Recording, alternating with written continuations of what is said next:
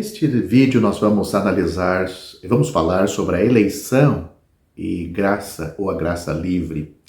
Desde o início da história das Escrituras, dois grandes fatos que formam a base de todos os tratos de Deus com os homens ficaram aparentes. Primeiro, Deus é absolutamente soberano. Segundo, o homem é uma criatura inteligente com faculdades morais e responsável perante seu Criador.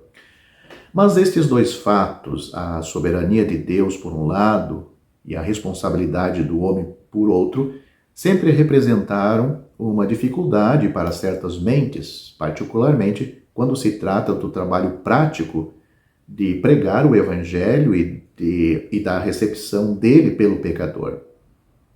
Entre a soberania de Deus apressando-se ou expressando-se, melhor dizendo, na eleição de alguns para a bênção e a oferta gratuita da graça que se dirige a todos, parece haver alguma contradição difícil de evitar, algumas discrepâncias não facilmente explicadas. Claro, se tivermos a liberdade de descartar um desses fatos em favor do outro, e nos lançarmos nos braços de um hipercalvinista duro ou de um arminiano fraco, conforme o caso, a dificuldade pode desaparecer.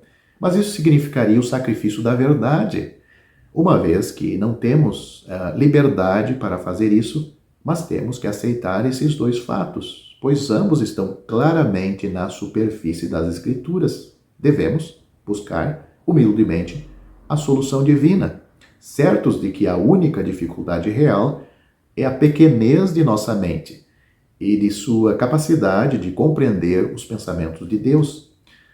Temos que apenas abrir nossas Bíblias no início para encontrar estas duas verdades. No princípio, criou Deus os céus e a terra. Gênesis capítulo 1, versículo 1.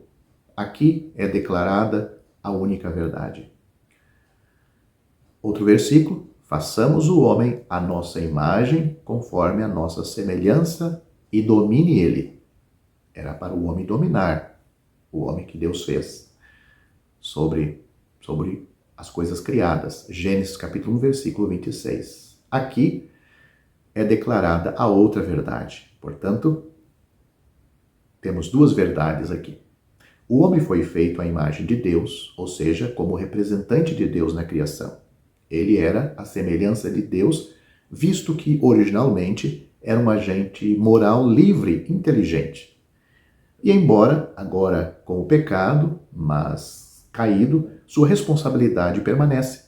Seria difícil encontrar uma confissão mais refinada da soberania de Deus do que aquela feita por Nabucodonosor, o grande monarca gentil, em que a soberania humana atingiu sua mais alta expressão. Ele disse: segundo a sua vontade, ele opera como o exército do céu e os moradores da terra. Não há quem possa estorvar sua mão e lhe diga: que fazes? Isso está registrado em Daniel, capítulo 4, versículo 35.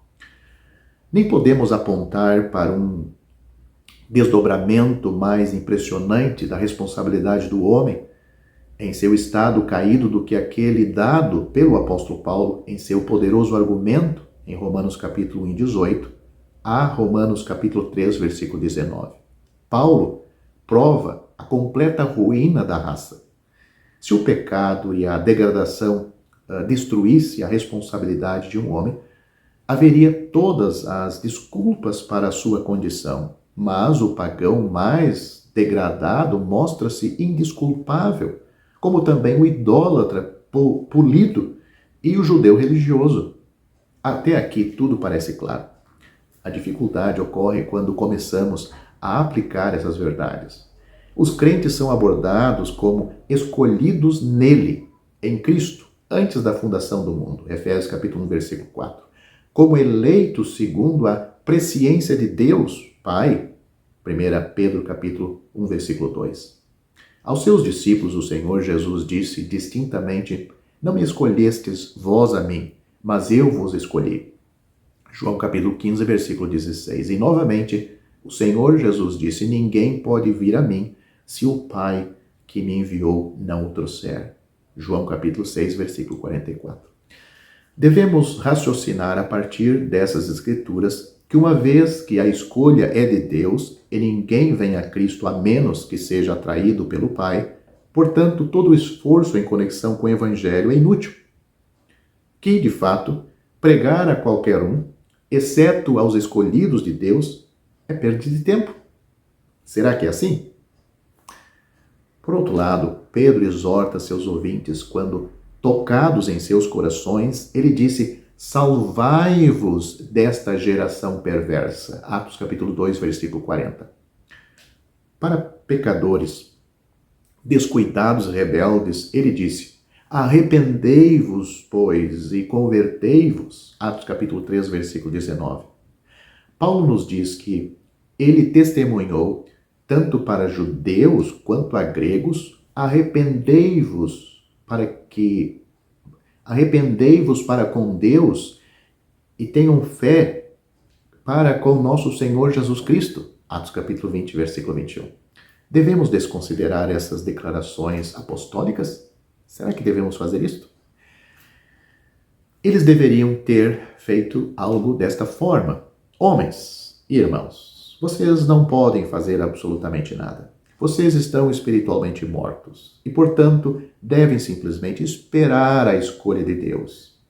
Se Ele os eleger, ou se Ele os elegeu, vocês serão salvos. Se não, vocês estarão perdidos. Ou devemos adotar a visão oposta e fazer o nosso melhor para explicar essas referências à obra soberana de Deus em conexão com a conversão, dizendo que elas apenas significam que Deus, sendo onisciente, conhece o fim desde o início e Ele não tem vontade particular em relação a qualquer pessoa.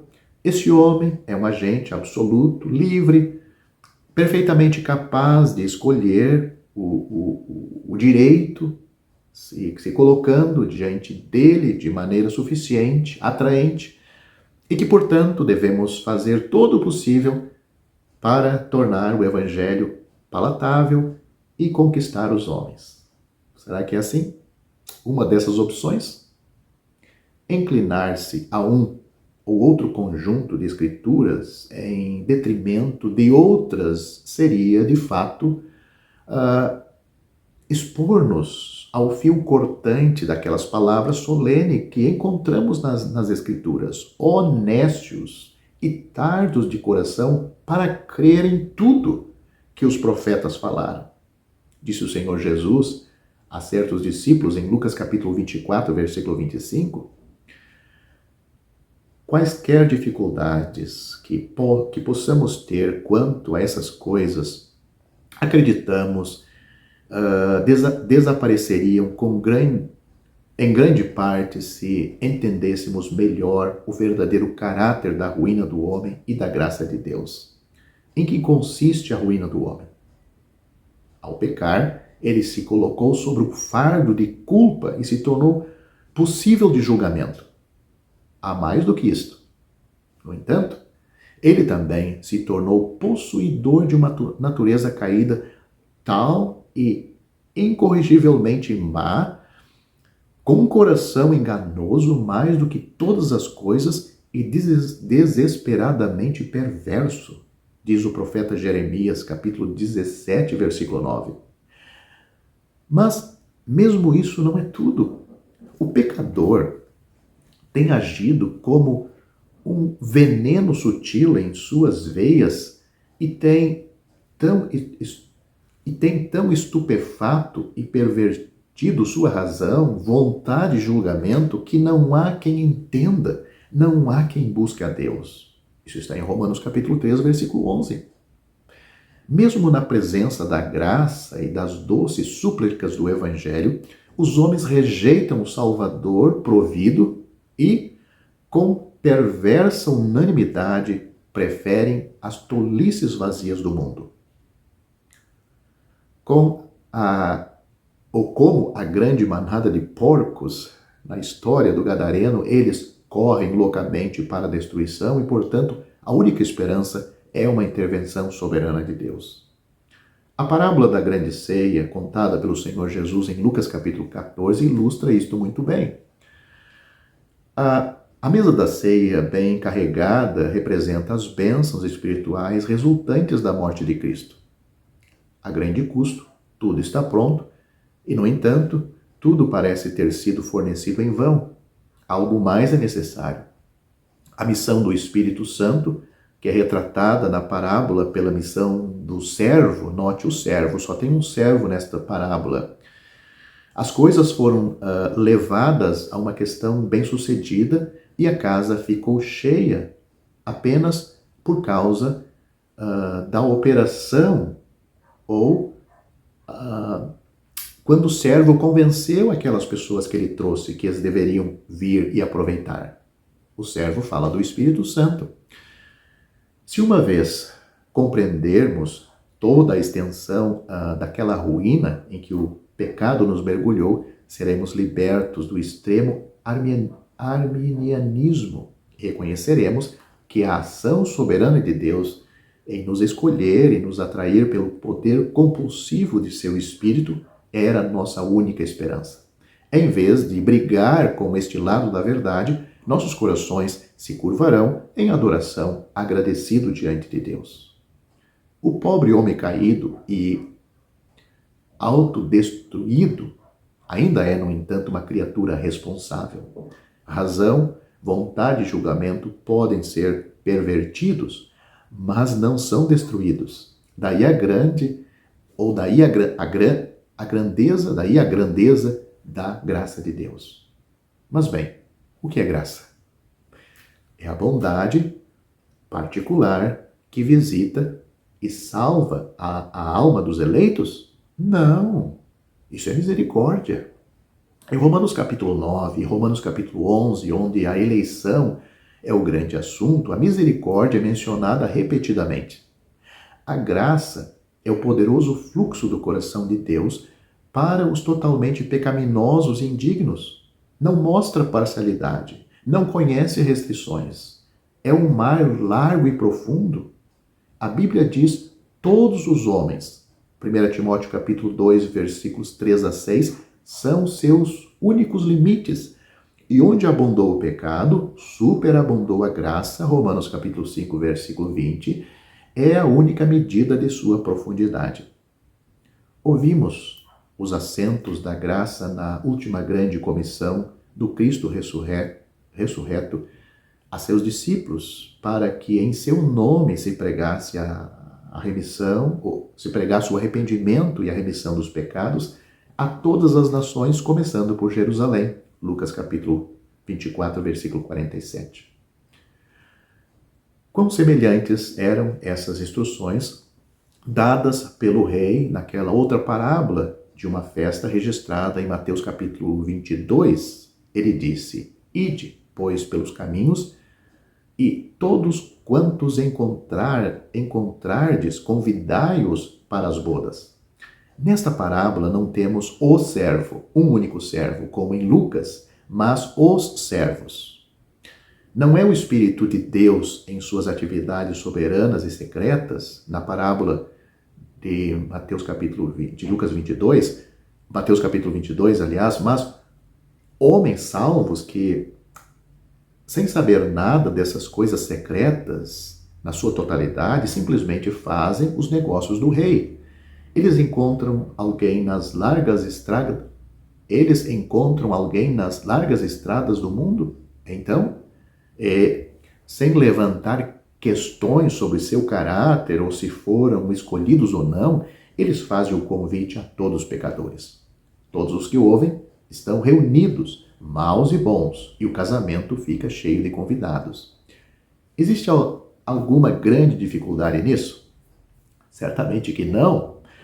Sabendo que agrada a Deus, pela loucura da pregação, salvar os que creem, o evangelista proclama as boas novas por toda parte, a todos os homens. Quando os homens creem em sua mensagem, ele atribui esta obra ao Espírito Santo e se regozija sobre eles, conhecendo sua eleição de Deus. Como disse o apóstolo Paulo aos Tessalonicenses, no 1 Tessalonicenses capítulo 1, versículo 4, nem há nada para tropeçar o pecador que busca. O evangelista não coloca nada para tropeçar o pecador que está ouvindo o evangelho sobre a eleição. Ele apresenta o chamado de Deus, a mensagem do evangelho, pois foi isto que os apóstolos fizeram e os pregadores fizeram na época dos apóstolos.